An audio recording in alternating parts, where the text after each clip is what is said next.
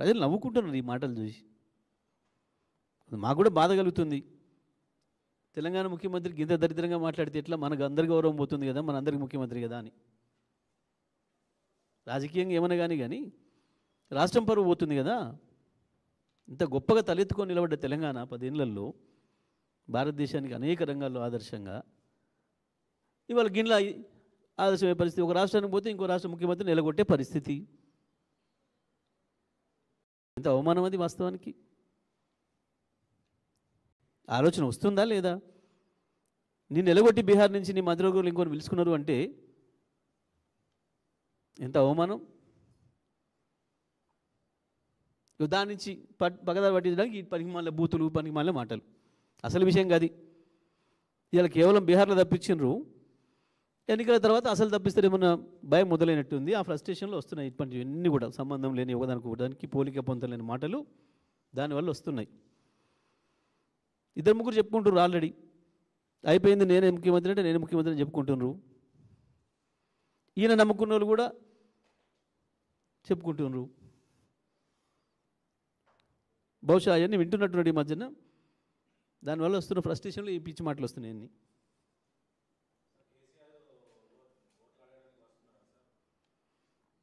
రోజు అడుగుతూనే ఉన్నాం కదా, మేమందరం కేసీఆర్లేమే కదా. ప్రజలే కేసీఆర్లే తయారైనరు కొత్తగా. చాలామందికి మీకు అర్థం కావట్లేదు. కేసీఆర్ లేడని మీరు అనుకుంటున్నారు, కేసీఆర్ మీకు అర్థం కావట్లేదు. మేము ఏంటి పోయినా కేసీఆర్ కనబడుతున్నాం. వాళ్ళే ఉపన్యాసం ఇస్తారు మాకు. వేసే ప్రతి ఓటు కేసీఆర్ పేరు మీదనే వస్తుంది. వాళ్ళకి తెలియదా కేసీఆర్ మమ్మల్ని పంపిండని? కేసీఆర్ ప్రతినిధులే వచ్చిందని వాళ్ళకి తెలుసు. అదే నువ్వు కొంచెం ఆలస్యమైనవు. అదే చెప్పిన, జర చూయించు ఒక్కసారి, అందరిని రిపోర్టర్లు తీసుకుపోయి చూయించు. 2 ఏళ్ళు పట్టిందా అది తెలవడానికి?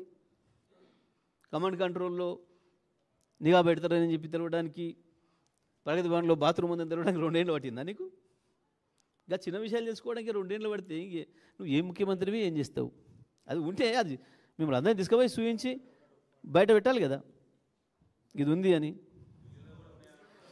ఎవడన్నా ఓ త్రిజోడి కట్టుకున్నారు, డబ్బులు దాచిపెట్టుకోవడానికి స్ట్రాంగ్ రూమ్లు కట్టుకున్నారు అంటే విన్నాం, కానీ బాత్రూమ్ కూడా బుల్లెట్ ప్రూఫ్ పెట్టుకున్నారు. అసలు దేనికి కొట్టింది ఆ మాట? దేనికి వచ్చింది? తెలివితో మాట్లాడే మాట, తెలివి లేక మాట్లాడే మాట.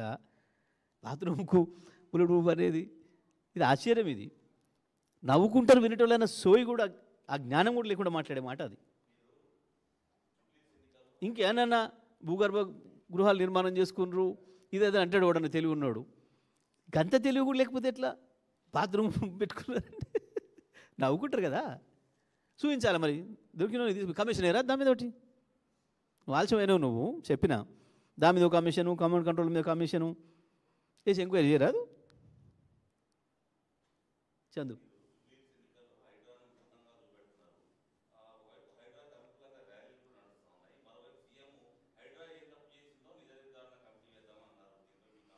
ఆయన వేసుకుంటే ఆయన చేతుల పనేనా? దాన్ని ఎవడు ఆపుతాడు? నువ్వు వేసిన కమిషన్లు ఎవడు ఆపిండా? నువ్వు వేసిన పెట్టిన కేసులను ఎవడన్నా ఆపిండా? వేసుకో అన్నీ. ఎవడొద్దన్నాడు? హైడ్రా కూడా కొట్టింది. హైడ్రా బూచి మేము చూపించడం ఏంది? హైడ్రా భూతమై మింగేస్తుంటే ప్రతిరోజు దానికి దెబ్బతిన బాధితులు వచ్చి మాట్లాడుతున్నారు కదా. అవును, హైడ్రాతో లాభం పొందిన వాళ్ళు అంటే తప్పకుండా మూసి నదిలో ఇల్లు కడుతుంటే కూడా పట్టించుకోలేదు కాబట్టి వాళ్ళు ఇష్టపడతారు.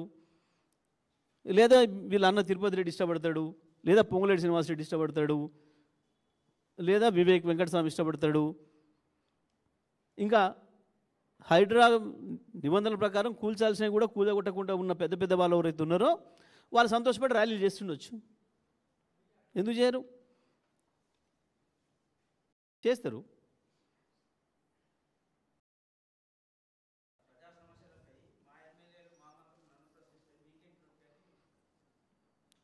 ఎవడని మరి ఎవరు నొప్పింది మీరు చెప్పినాం. గలబట్టుకొని అడుగుతున్నారా మిమ్మల్ని? అసలు మిమ్మల్ని ప్రశ్నిస్తే కూడా తప్పులేదు. మా ముఖ్యమంత్రి వల్ల కావట్లేదు, ముఖ్యమంత్రి చేత కావట్లేదని ఒక ఆయన ఏకంగా ప్రపంచ బ్యాంకే ఉత్తరం రాసిండు. ఏకంగా ప్రపంచ బ్యాంకే ఉత్తరం రాసిండు. మా నియోజకవర్గంలో వరదలు వచ్చి కొట్టుకపోయింది, మా ముఖ్యమంత్రి పట్టించుకోవట్లేడు, 100 కోట్లు ఇవ్వండి మాకు అప్పు అని చెప్పి ఒక ఎమ్మెల్యే ఉత్తరం రాసిండు. దానికి ఆయన చెప్పాలి కదా సమాధానం. ఆయన అడిగితే మాకేం బాధ లేదు, అడగమనే చెప్తున్నాం, గల్లబట్టి నిలదీయండి అని చెప్తున్నాం మేము కూడా.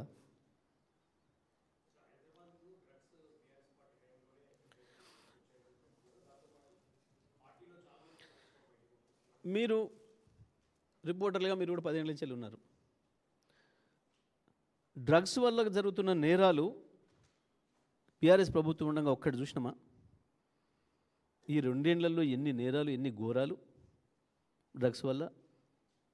బుద్ధి ఉండాలి కదా మాట్లాడడానికి. నీ కమిషనరే కదా స్వయంగా చెప్పిండు, నీ 2 కమిషనర్లు 50% నేరం పెరిగింది హైదరాబాదులో. దేనివల్ల? డ్రగ్స్ వల్ల. నువ్వు వచ్చినావు, నీ వెనకాల డ్రగ్స్ వచ్చినాయి. ఆ మత్తులో అసలు నువ్వు మాట్లాడేదే డ్రగ్స్ మత్తులో మాట్లాడినట్టు కనబడుతున్నావు. ముఖ్యమంత్రి మాటలే డ్రగ్స్ మత్తులో మాట్లాడేవాడి మాటల్లాగున్నాయి. స్వయంగా అంత సోయిదప్పేవాడు మాట్లాడాడు. ముఖ్యమంత్రి నిజంగా స్పృహలు ఉంటే మాట్లాడరు. ఆ డ్రగ్స్ మత్తులో ఉంటే వచ్చే మాటలు మాట్లాడుతున్నావు నువ్వు. అందుకనే నీ గ్యాంగ్లే పెరిగిపోయినాయి హైదరాబాద్లో పట్టపగలు. ఇప్పటికి ఎన్ని చూసినాం మనం? ఒక 100 హత్యలు చూసుంటాం. జరిగినాయా? కేసీఆర్ ప్రభుత్వంలో ఒక్కటంటే ఒకటి చూపిస్తారు. అట్లా తొక్కి పడేసినాం కదా ఇక్కడికక్కడ. నువ్వు వచ్చినావు, పోలీసుల పని పోలీసులు చేయనీయకుండా నీ పోలీసు విధులలో కూడా మీరు ఇన్వాల్వ్ అయ్యి మంచి ఆఫీసర్లు ఉంటే తీసి పక్కన పడేసి మీరు చేసిన నిర్వాహకం వల్లనే డ్రగ్స్ పెరిగినాయి, నేరం పెరిగింది. ఇవన్నిటికీ సాక్ష్యాలే ఉన్నాయి, మీ అధికారుల రిపోర్ట్లే ఉన్నాయి.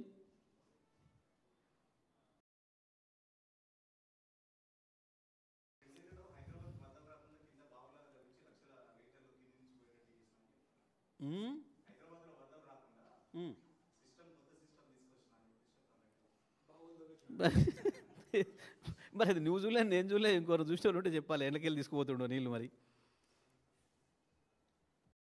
ఈ టెక్నాలజీ ఎప్పుడు వచ్చిందో ఎంతో మనం చూడలే. మరి లేని దానికి ప్రచారం చేసుకుంటాడు, చేసిన దానికి ఎందుకు ప్రచారం చేసుకోలే?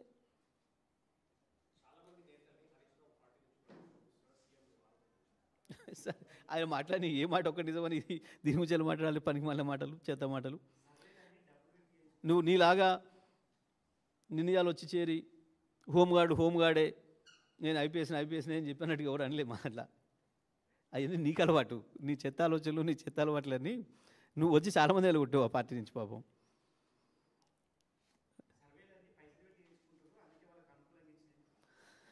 ఆయన ఎన్ని పైసలు పెట్టి చేయించుకున్నా అనుకూలంగా వస్తలేదు, అందుకని ఆ ఏడుపు.